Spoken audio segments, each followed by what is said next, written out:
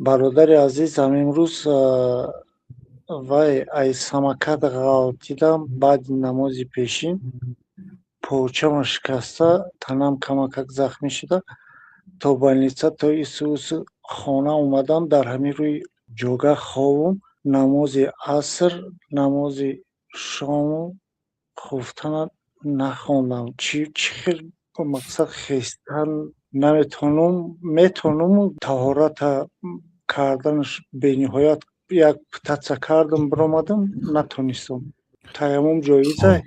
خب اولش الله تعالی به مصیبت شما اجر عظیم و عوض نیک و شفای کامل دهد. این اللهم دنیا آمین. این دنیا به مصیبت و به مشکلی نمیشه. صبر میکنید از الله تعالی امیدی ثواب و اجر میکنید کفاره گناه میشه گناهاتون بخشیده میشه به سبب این بیماری. الله تعالی شفای کامل برایتون نصیب کند. ولی اللهم در آمین. صورتی به سری بنده همین خیلی مشکلی ها اومدن بیماری ها اومدن منو میگوید که سه نماز نخوندم این به سببی ندانستن است. دیروزم یک بنده مسلمان جراحت گرفته است میگم نمازهای خونده ایستادی میگوید نه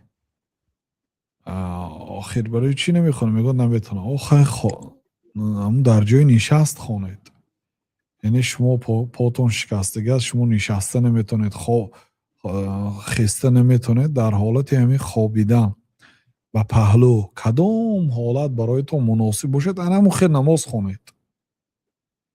طهارت کرده نمیتونید تیمم کنید. اگر طهارت کرده تونید مثلا یک قسمی تو همه جاتون شروع میتونید غیر همون پای شکستگیتون پای راست میشوید مثلا پای چپ شکسته باشید پای چپ مس میکشید مسی جبیره همون بالای گیپس به هم تو دست تر میکنید و بالای گیپس به همین خیلی میمالید تمام.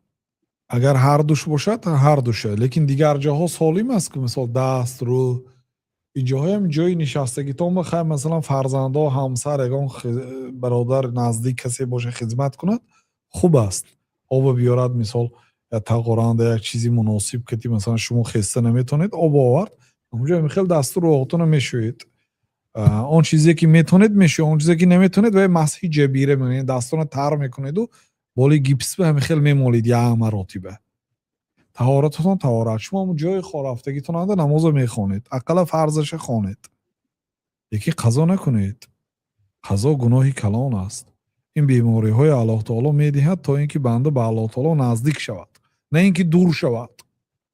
لباس هم بی نماز و بهانه نکنید لباس بی نماز باشدم خونید بله لباس طاهر کردن خوب است لیکن نشد یا ندارید هیچی با همون لباس خونید.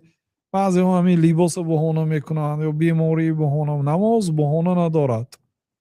نماز فقط برای یک آدم الله تعالی اجازه داده است که نخواند همون هم زنک حایزه زنکی که خونی بیماری دارد انا وای به الله تعالی اجازه داده است نمیخواند قضایی هم خوانده نمیده دیگه یگان کس نماز ساقط نمیشه. در یگان حالت در حالت جنگ تیرباران میشدن پیامبر صلی الله علیه وسلم در همون وقت الله تعالی نماز مشروعیتی نماز خوف تعلیم داد. در حالت خوف چه خیلی نماز خونن مسلمانا نماز نه گفت که خیر روزای جنگ است میفهمیم در خاصتا به خاطر الله هست این جنگا به خاطری برپا داشتن دین است معنی نماز بعد خفتن یا وقتی بی جنگ نخوانید نگفت همون وقت نماز خوانتون گفت دو تقسیم شوید لشکر یک قسمی لشکر در روبروی دشمن می ایستد یک قسم نماز میخونه اینا که نماز خوانده شدن چند راههای نماز خوفه حالا میبیا در صفتی نماز خوف و دویم قسم برآمده نماز میخونن اونایی که در روبروی لشکر ایستادن اینا نماز میخونن اینایی که نماز خوانن در روبروی لشکر میستن جا عوض میکنن و نوبت لیکن نماز قضا کردن ممکن نیست برادر. هر نماز در وقت خودش خونه درست است که طهارت کردن همون روز میفهمید که وقتی کسی پایش میشکند یا بیمار میشد میفهمد که خیلی اینقدر سالها پاش سیاحت بود طهارت کردن براش آسان بود یگان مراتب شکر گفت یگان مراتب شکر کرد. برای چی عیادت کردن بیمار واجب است. امام بخاری رحمت الله علیه ممکن باب وجوب عیادت المریض، باب درباره واجب بودن عیادت بیمار، باب درباره حتمی بودن خبر گرفتن بیمار. بیماری که میشناسید خبر گرفتنش حتمی است. شنیدید که یک خویشتون همسایتون بیمار شده است، باید باید دیدن روید. برای چی مشروع است؟ واجب است. حتی حق مسلمان بر بالای مسلمان گفتن. برای چی؟ و شما عبرت میگیرید. وقتی رفتید میگید که چه خیلی نماز خونده ایستادی، چه خیلی طهارت کرده، یا نماز اگر طهارت کردنی باشه یاردم کنم، آب بیارم، چه خدمت کنم. وقتی داد و وای و آه و واهی بیمار میفهمید، عبرت میشد برای شما، درس میشد. برای می شریعت ما برای خبرگیری بیمارها امر کرده است، حتی واجب کرده است. روید گفته است، نروید گناهکار میشید. برای همین برادرها اهمیت دهید.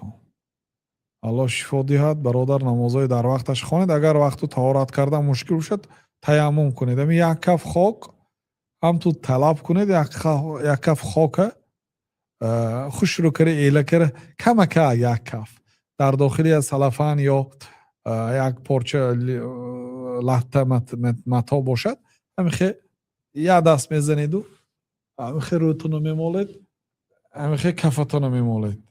این در نزد جمهور. در نزد مذهب حنفی یک کف میزنید و روتون رو میمالید، با یک کف دیگه دستاتون همیخه میکنید. تمام آسان. همین که دی نماز برای شما مباح میشد. نماز میخونید. اگر آب استفاده کرده نتونید تیمم میکنید. بعد نماز در جای خوابتون میخونید. بله.